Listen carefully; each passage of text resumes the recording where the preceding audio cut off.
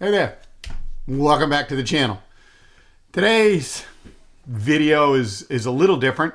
Again, one of the questions I get a lot, and most people who take pictures is, hey, what kind of camera should I get?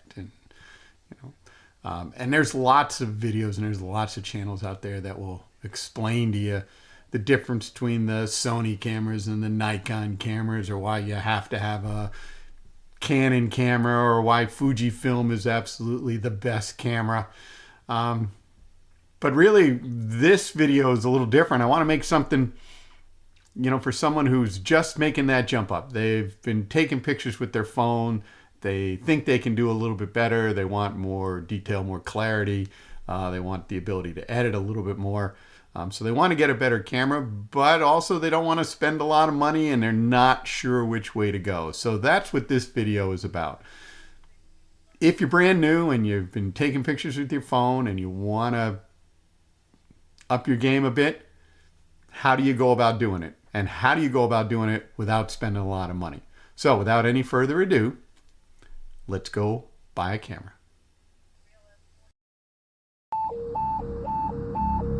Battalion 2, engines, 11, 27, 7, and 22.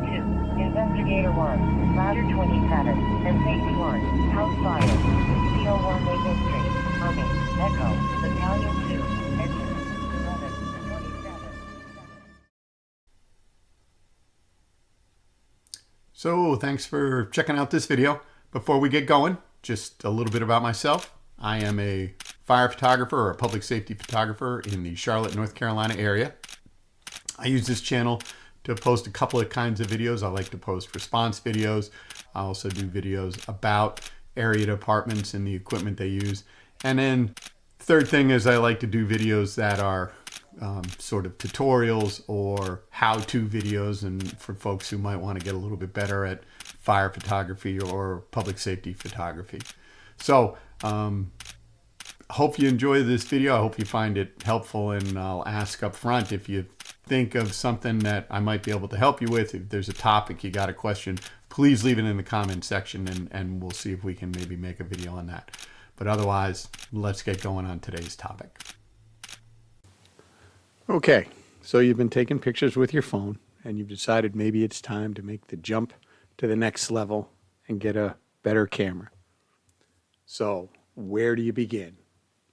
Well, if you're like most people, go to the internet, go to Google, and type something in like best digital camera or best camera for beginners. And let's see what comes up.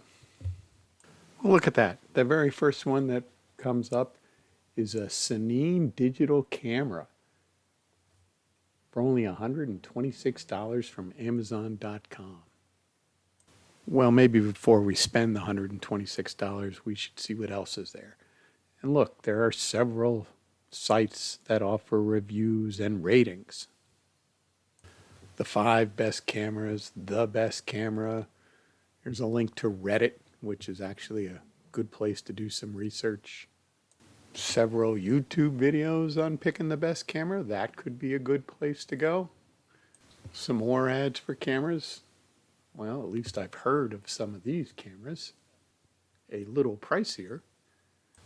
So there's cameras with prices all over the place. How do we pick one? Well, let's try one of the top 10 with one clear winner. Well, judging from the scores, there appear to be 3 good winners. There are 3 cameras with the perfect score of 10. Let's try this Sony A7 IV full frame mirrorless and see what that is. $2,698. Might be a little more than I was planning on spending. There's got to be a better way to figure this out. Let's start over and see what we can come up with. Well, that can get a little overwhelming kind of quick. I would certainly recommend watching all those videos and reading all those websites and sort of looking for consensus. But still, at some point, you're going to have to figure out how to buy a camera and how to do it relatively inexpensively if this is your first camera. So how do you do that? Well, my first piece of advice is look at buying used camera gear. If you want to buy used gear, you have a couple of options. One, you can always visit a local camera dealer or camera shop where you live. They probably have a pretty good selection in here in Charlotte. There's a couple of camera stores, and you can find good used equipment there and have someone to talk to about those options. Second choice is to maybe buy it online, and there are some good options for buying online. There's also some not so great options, and you have to decide what you're willing to put up with. You can go to Facebook Marketplace or Craigslist or eBay and probably find something that's in good shape as long as you know what you're looking for. But what if you're not exactly sure what you're looking for? Well, then my third recommendation, and this is what I would do, is I would go to one of the 2 or 3 major used camera retailers that have online stores or an online presence. I will also add a caveat at this point that I'm not sponsored. No one is sending me cameras. I wish they were, but they're not. So this is strictly my opinion based on some experience using the online retail sellers, and I've had really good luck with them. I've liked all the stuff I've gotten, never had a problem, never had an issue. So 2 of the big online used camera sellers are MPB and KEH. They're both great places to go, pretty easy to use websites, and a great assortment of cameras and equipment. For the sake of this video, we're going to visit the MPB site and use some of their search features to find us a great camera. Okay, so now that we're on the MPB site, they have lots of great cameras listed. Look, the first one there is a Leica M10 Ghost Edition, and it's only $13,000. Maybe not quite where we want to be, so let's narrow down our options. The big choice we have to make is, do you want a mirrorless or a DSLR? And if you're trying to do this as inexpensively as possible, I would recommend you go the DSLR route. Again, a little older technology, but great cameras and lots of options out there for cameras. So we're going to select DSLRs. First thing we're going to do is we're going to change the sort and sort them from low to high, because as you can see, you can still spend a couple of $1,000s on a used DSLR camera. So now we're looking at prices that might be a little bit more in our range. Typically when we see a camera that's really low price and there's only one available, that tells you that is probably a spares or parts only camera and not necessarily a working camera. So if you're not sure again exactly what you're looking for, start looking for cameras where there are several available. And the prices are going to range from the price on the left, which is generally the poorest quality, to the price on the right, which is the higher quality. So the Nikon D80 looks like it goes up to $134. And for $134, you can get a camera in excellent condition. With a shutter count of 1,800, that's really nothing for a digital camera. So we can click on that, and MPB will show you the exact camera that they're selling. So the photos that you see are the cameras that they actually have. Again, there's the shutter count, 1,800. Tells you the condition, excellent. That's the basic overview from Nikon. That was basically the Nikon ad for when the camera came out. And then down at the bottom, you can click on it and you can get the full specs. And you can see things like whether it has Bluetooth, and this one doesn't, so you can't connect to your phone. It talks about your shutter rating, what the shutter is rated for, 100,000, so you still have 98,000 shutter clicks to go. It talks about the size of the sensor, megapixels. So this is a 10 megapixel camera. It's not great, but it's certainly good. It talks about frames per second, and I mentioned that in my other video. This will take 3 frames per second in a continuous shooting mode. So it'll give you all the basics, tell you the weight, the specs. It'll tell you the camera type. It's a digital DSLR, and importantly, it'll tell you the lens mount. So this camera is a Nikon DX lens mount. You can also see further down, it has a APS-C. That is a crop sensor camera. So this is not a full frame camera, but it is a crop sensor camera. And it even tells us the year of release, 2006. So this camera is pretty old, but again, Nikon builds really nice stuff and it's in excellent condition. Might be worth the look. So if you're trying to get into Nikon gear, trying to do it cheaply, want a DSLR, this might be a good place to start. So you can simply add it to your cart. The next thing you're going to have to get is a lens. This is a camera body only, so you're going to need to get a lens. But we know what kind of lens we need, right? We saw that in the specs. It takes the Nikon DX lens. So we're going to go back to the home page, and we've looked at the cameras. Now we're going to scroll down a little bit more, and we're going to look for a DSLR lens. And in fact, we know it's a Nikon lens. So we're going to pull those up.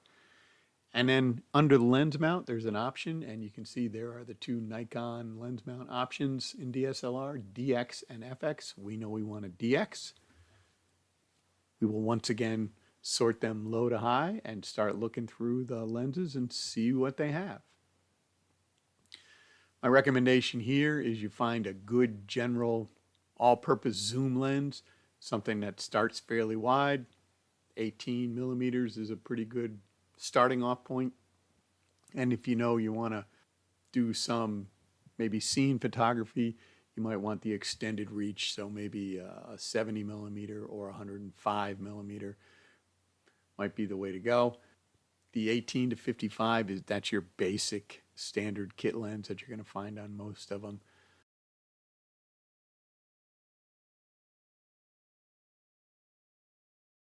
So let's look at the 18 to 105 and see what options we have available to us. Now we're looking at $144 for a like new lens, $139 for an excellent condition. That's pretty decent. You can drop that into your cart also. And now what we've essentially done is we have purchased a used, or we're about to purchase a used Nikon D80 for $134, a used Nikon 18 to 105 millimeter lens, and essentially for under $300, we've gotten a good quality Nikon DSLR camera and a great lens. Now, admittedly, this is a little older technology, but if you just want to see if photography is right for you, that is a good way to go. One freebie tip I'll throw in is when you're looking at the camera make and model, typically the number of digits gives you an indication of the level of quality. Most of the major camera manufacturers, their top of the line will all have a 1-digit number. So it's the Fujifilm X-T5 or the Sony A7 or the Nikon D9. Single digits are typically their best, and then as they start adding on digits, so if you see a 90 or a 900, those are typically lower level cameras. Again, not an ironclad rule, but that's generally all the major camera manufacturers identify their equipment. So another nice feature of these websites is they will typically let you sort based on some features or functions. So suppose you want a DSLR, but you also know that you want maybe a slightly larger sensor than the 10 megapixel. You can use the filtering options and select a larger sensor size and see what that turns up. So if you like the Nikon, but you think maybe a larger sensor might be for you, you can filter by that, and up comes a couple of options. So this is the Nikon D3400. We can see we can get one in excellent condition for $269, $254, again with a shutter count of less than 4,000. That's pretty good. We can click on the individual cameras, and again, I strongly encourage you to go down and look at the full user specs. Those are going to be important. You can see year release down there. This is a 2016 camera. This is a newer camera. And if you look at the lens mount, you'll see it's the Nikon FX lens. That's the newer one. So if we wanted to get this Nikon camera, we need to go and find a different lens. The DX lens might not work. So same thing, we go into the Nikon lenses. This time we're searching for FX lenses. And we can go and get that out of the way. And we can go and sort them low to high. And then a lot more lens options here because this is a newer camera and more options. You can narrow down your choices. I would recommend again that you're looking at some type of zoom lens so you have the versatility. Prime lenses are great. A lot of people swear by them and only use them, but for a beginner, I would recommend getting some type of general purpose zoom lens, something so that you can take all kinds of photos without changing lenses just quite yet and figure out what size lens you're looking for. So again, we're picking out a decent quality zoom lens. This is the Nikon 24 to 120 lens. Same thing, I can get one in good condition for $84. So, and I know that lens will now work with the 3400. Let's go back to MPB's website one more time. And this time let's talk about, suppose you have a better understanding. You know you want to get a newer camera. You know you want to get a mirrorless. Maybe even you know the brand. It's been my experience. Most folks have a pretty good idea what they want when they start looking. So again, back to the sort function, and you can pull up all the mirrorless. And again, I would strongly suggest you sort them low to high. As you can see, Sony A1 still costs you $4,500. But sort them low to high.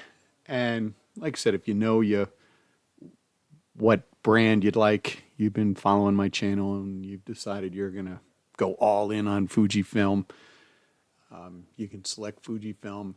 Now you're down to a relatively modest choice, and you can start looking through and again looking at the prices.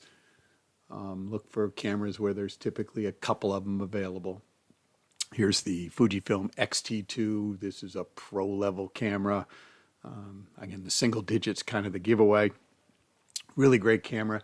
You can pull up the individual camera. You can see the actual pictures, what's included in it. And of course, you can then click on the full specs and look at that. And we can see this camera has a 24 megapixel sensor. So that's a pretty good size sensor. It has a maximum frame rate of 14 frames per second. Remember when we were looking at the Nikon, it had 3, so that's a little bit better. It lists the type of camera. Again, this is a mirrorless. It talks about the lens mount, Fujifilm X mount. The sensor format, this is a crop sensor camera. APS-C is a crop sensor. But again, a really good camera. And if you look this all over and you decide this is what you're interested, you can simply quickly add it to your cart. Now you need to get a lens. Again, we're only looking at bodies here, but we know it's a Fujifilm mirrorless, and we know it's Fujifilm X mount. The nice thing is that's the only ones they make. So you can search for Fujifilm X mounts. Again, a pretty good selection here. And I've talked about this before. My recommendation is if you're starting out, get a general zoom, something with a little bit of variety. A lot of prime lenses, and primes are great, and a lot of people really like them. But you might want to look at a zoom. So sort by zooms, and there's a couple that show up. The Fujifilm XF 18 to 55 is their standard kit lens. There is also the Fujifilm XF 16 to 80, which is another lens they use as a kit lens. Sometimes it's an option. It's a pretty good lens, and it has a little more reach. And you can click on it. Again, you're seeing the actual lenses. And you can see you can get a 16 to 80 Fujifilm lens in excellent condition for under $400. So find one you like. You can see what's included with the lenses. Where, does it have the lens caps, the hoods? Find one you like. you can go add it to your cart. And basically what we've done is for under $1,000, we've got a Fujifilm X-T2 in excellent condition and a Fujifilm XF 16 to 80 mirrorless lens in excellent condition for under $1,000. Just for comparison, I did a quick internet search. I found one Fujifilm X-T2 with the XF 18 to 55 lens, which is the other kit lens, and new goes for about the same price as the 16 to 80. This Fujifilm X-T2 with may or may not be new, kind of hard to tell, but it's listed around $1,800. I also found a new X-T3, and again, these models are no longer being produced, but periodically you can still find new ones. Found a new X-T3 with that same lens, and it's going for $1,948. And if you really wanted to get the top of the line, you can get a new X-T5 with the same XF 16 to 80 lens for $21.99. I'm not claiming that the X-T2 is as good as the X-T5, but I think it's typical Fuji high quality, and if you were just new getting into it, I think you'd be really happy with it. The other advantage to buying the equipment used, besides saving a lot of money, is both MPB and KEH have warranties, 6-month warranties, so if there's a problem with the camera or the lens, you can return it in 6 months. I believe even MPB has a 14-day, no questions asked. You get it and you're just not happy with it, or it's not what you thought, you can return the camera. And a reminder one more time, not paid by Fujifilm or any of these websites. This is strictly my opinion. So there you go. There's my suggestion. You want to make that jump up. You want to buy your first decent camera. You don't want to spend a lot of money. This may be the way to go. So again, hopefully you enjoyed the video. You found it interesting. If you have any thoughts or any comments, any suggestions for new photographers, please feel free to leave them in the comment section. If you have any other ideas, maybe you've got a better way to pick out a camera or get started, please let me know. I'd love to hear from you. Otherwise, if you like the video, I'd ask that you give it the thumbs up. If you don't already subscribe, please consider subscribing to the channel. And with all that said, we'll just see you in the next video. Thanks. Bye.